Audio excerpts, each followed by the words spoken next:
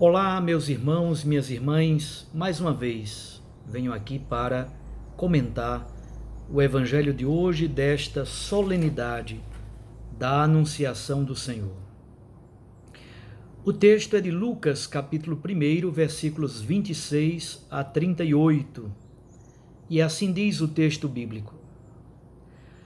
Naquele tempo, o anjo Gabriel foi enviado por Deus a uma cidade da Galileia chamada Nazaré, a uma virgem prometida em casamento a um homem chamado José. Ele era descendente de Davi e o nome da virgem era Maria. Primeira parada. Temos aqui os versículos 26 e 27.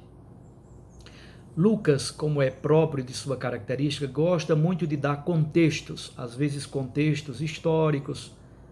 Aqui é mais um contexto vivencial, humano, geográfico. E o que ele diz nesse contexto? Primeiro, o anjo Gabriel. Gabriel significa Gibor El, força de Deus, o valente de Deus, o guerreiro de Deus. Este é um arcanjo mensageiro do Senhor. Foi enviado à Galileia, a uma cidadezinha chamada Nazaré. Vou entender que a terra de Jesus, no tempo dele, quando Jesus nasceu, era governada por Herodes Magno, o país inteiro. Depois da morte de Herodes Magno, o país se dividiu, a Galileia e a Pérea ficou com Herodes Antipas, Traconite de Cesareia, etc., com Filipe, e o sul, a Samaria e a Judéia, inicialmente com Arquelau e depois governadas por procuradores romanos, ou prefeitos ou governadores romanos. A Galileia, portanto, é a periferia de Israel, que já é periferia comparando com a macroestrutura do Império Romano. E Nazaré é uma aldeia, talvez tinha 300 habitantes aproximadamente. Portanto, Deus manda o seu anjo, Gabriel, a uma terra longínqua e perdida nas brenhas da estrutura do Império Romano, na Galileia, que estava na fronteira com o paganismo e era também considerada uma região de rebeldes, a um povoado de aproximadamente 300 habitantes. É bom entender isso para dizer, Deus faz uma opção pela periferia. E o anjo é enviado a uma virgem que está prometida em casamento a um homem chamado José. O casamento em Israel tinha duas fases muito interessantes. Cito agora Neudecker, um grande estudioso do judaísmo no tempo de Jesus, professor do Instituto Bíblico de Roma. A primeira fase do casamento chama-se Kiddushin, na qual já se escrevia a escritura, a Ketuvá, e, portanto, a partir daquele momento, a jovem era esposa. Ainda faltava a segunda fase do casamento, chamada Nitsuim, as núpcias propriamente ditas, quando marido e mulher passavam a conviver maritalmente. Maria, portanto, já era esposa de José, já havia acontecido a primeira etapa do casamento, mas ainda não coabitava, não havia acontecido as núpcias. José é o esposo de Maria, ele é descendente de Davi, portanto da tribo de Judá, do clã de Belém, e o nome da virgem era Maria.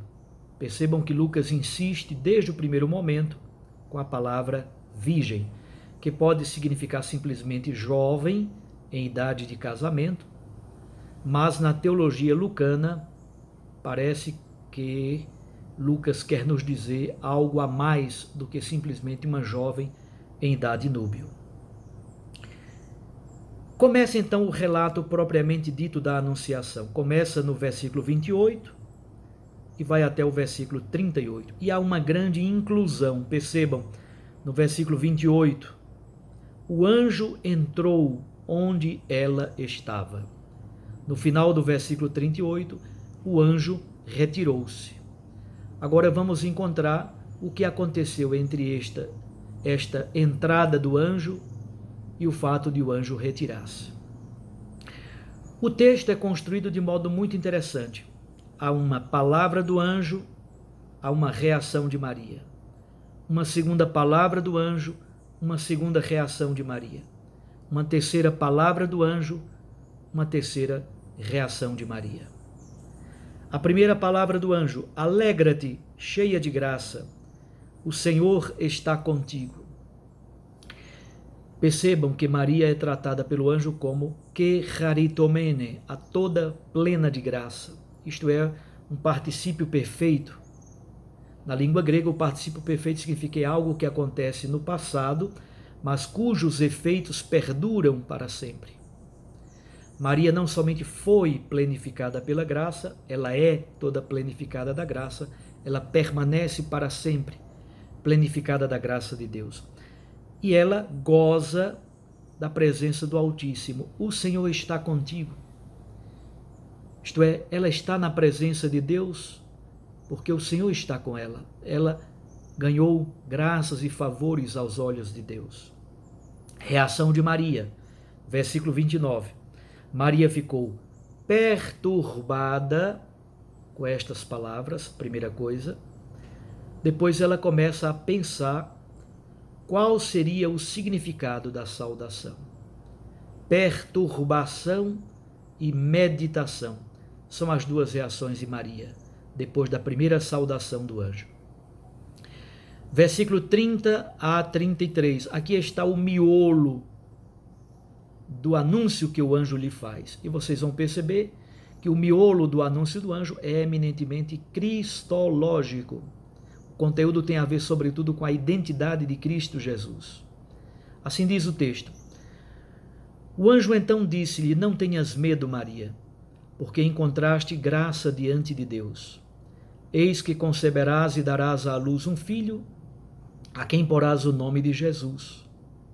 Ele será grande e será chamado Filho do Altíssimo, e o Senhor Deus lhe dará o trono de seu pai Davi.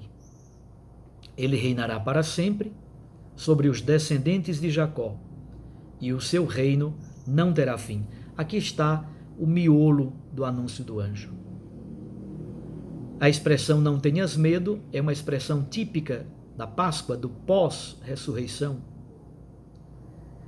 E por que Maria não deve ter medo? Porque ela encontrou graça, encontrou favor aos olhos de Deus. O Senhor está com ela. Lucas retoma então no versículo 31 a profecia de Isaías capítulo 7, versículo 14, que está na primeira leitura da missa de hoje. No tempo de Acais, uma virgem conceberá e dará à luz um filho. Esta profecia de Isaías se cumpre plenamente em Maria Santíssima. O nome desse menino será Jesus. O nome dele é Yehoshua, ou Yeshua em aramaico, significa Deus salva. O nome é a identidade profunda de alguém na Bíblia. Jesus é Deus salvando. Não houve um único minuto na vida de Jesus que não tenha sido Deus libertando e salvando. E aqui temos elementos cristológicos muito profundos. Ele será grande, será chamado Filho do Altíssimo, o Senhor Deus lhe dará o trono do seu pai Davi, mas não será simplesmente um reino de um descendente de Davi. É um reino amplo sobre todos os descendentes e para sempre. O seu reino não terá fim. Percebam que, de algum modo, Lucas antecipa toda a sua cristologia pós-pascal já agora. Jesus é chamado de Filho do Deus Altíssimo, Filho de Deus. Ele retoma também a expectativa messiânica do filho de Davi, mas o reino de Jesus Cristo não é simplesmente um reino terreno de um descendente de Davi. É sobre todos e para sempre. Agora vem a reação de Maria. Como acontecerá isso se eu não conheço homem algum? Percebe-se a maturidade dessa menina. Ela está em idade núbio. No tempo de Jesus, as mulheres casavam entre 12, 14, 15 anos. Então, para nós ocidentais, seria uma adolescente. para o Oriente, é uma mulher em idade núbil, em idade de casamento, mas Maria, nessa tenra idade, com tão poucos anos, mas ela tem uma maturidade humana, uma maturidade espiritual impressionante. Ela se perturba, ela medita, ela acolhe a palavra, ela remói, rumina a palavra de Deus, mas ela questiona o próprio Deus que é palavra. E aí, versículo 35, mais uma vez o anjo fala: o Espírito virá sobre ti, o poder do Altíssimo te cobrirá com sua sombra. Por isso, o menino que vai nascer será chamado Santo, Filho de Deus. Neste versículo 35 temos o como. Jesus nasce por obra do Espírito Santo de Deus. Maria se torna como que a morada do Altíssimo. Há na teologia judaica, de modo tão belo, essa ideia da Shekinah de Deus. A Shekinah de Deus é exatamente a morada do Altíssimo, a sombra da nuvem que está no Êxodo. A sombra desta nuvem é proteção, inabitação, presença, morada do Altíssimo em Maria. Porque o próprio Deus se encarna, o próprio Deus toma a sua tenda, toma a sua morada no seio virginal de Maria. E mais uma vez aparecem títulos cristológicos, que são títulos que Lucas utilizará depois da Páscoa, inclusive. O menino que vai nascer será chamado Santo, será chamado Filho de Deus. Isto é, toda a cristologia lucana já está antecipada aqui no relato da Anunciação. Na tradição bíblica, sempre que há um grande anúncio de Deus, se cobra um sinal. Ó Deus, dá-me um sinal. Aliás, é isto que se pede na primeira leitura de hoje. A leitura do capítulo 7 de Isaías. Deus dá um sinal comprobatório para comprovar que aquilo que foi dito é verdadeiro. E qual é o grande sinal da verdade dessa palavra? Isabel, versículo 36. Também Isabel, tua parenta, concebeu um filho na velhice, e este já é o 6º mês daquela que era considerada estéril, porque para Deus nada é impossível. Este sinal, a gravidez de Isabel nesta fase anciã da vida, é o sinal comprobatório de que a palavra que o anjo transmite é verdade. O versículo 38, portanto, é a conclusão do relato. Quando Maria percebe que o que está acontecendo nela é obra de Deus, ela cede. Eis aqui a serva do Senhor. Faça-se em mim segundo a tua palavra.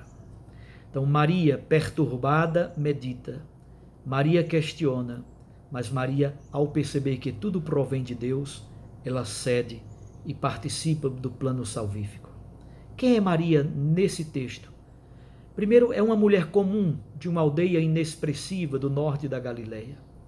Casada com José, cheia de graça, que haritomene, goza da presença amorosa de Deus, o Senhor está com ela. É a discípula perfeita, perturbada pela palavra de Deus, meditando a palavra. É aquela que encontrou a graça do Senhor, mas ao mesmo tempo é uma mulher madura, questionadora. Como vai acontecer isso? É virgem, o Espírito virá sobre ela para que o poder do Altíssimo gere a vida em seu seio virginal. E ao mesmo tempo, a Shekinah de Deus, a morada do Altíssimo, será coberta pela sombra do Senhor. E finalmente, ela se apresenta como a serva que diz: faça-se. Ao mesmo tempo, o texto apresenta tantos elementos bonitos de cristologia. Quem é Jesus no texto? É o filho de Maria. O nome dele é Yehoshua, Deus salva. Ele é concebido virginalmente. Ele é grande, é filho do Altíssimo, receberá o trono do seu pai Davi, mas diferente de um mero descendente de Davi, o seu reino é para sempre e sem fim. Ao mesmo tempo, ele é o Santo, o Filho de Deus. Que essa festa da anunciação do Senhor seja de fato um sinal grande de esperança, porque a Virgem concebe e dá à luz. E ao mesmo tempo é um sinal de união entre o Natal e a Páscoa. tudo aquilo que é dito aqui na Anunciação já tem elementos pascais. De algum modo, a cruz e a ressurreição já estão implícitos e de algum modo revelados no próprio texto da Anunciação do anjo Gabriel a Maria. Em tempos de crise, em tempos de sofrimento, em tempos de coronavírus, você que está em quarentena, isolamento social, receba a minha bênção e juntos vamos rezar a Ave Maria. Ave Maria, cheia de graça, o Senhor é convosco. Bendita sois vós entre as mulheres, e bendito é o fruto do vosso ventre, Jesus. Santa Maria, Mãe de Deus, rogai por nós, pecadores, agora e na hora de nossa morte. Amém. E eu o abençoo, suplicando de Deus a graça de que você seja também morada do Altíssimo. Que o Senhor nos cubra com a sua sombra, que o Senhor nos proteja e todos nós nos tornemos morada do Altíssimo. Eu os abençoo em nome do Pai, e do Filho, e do Espírito Santo. Amém.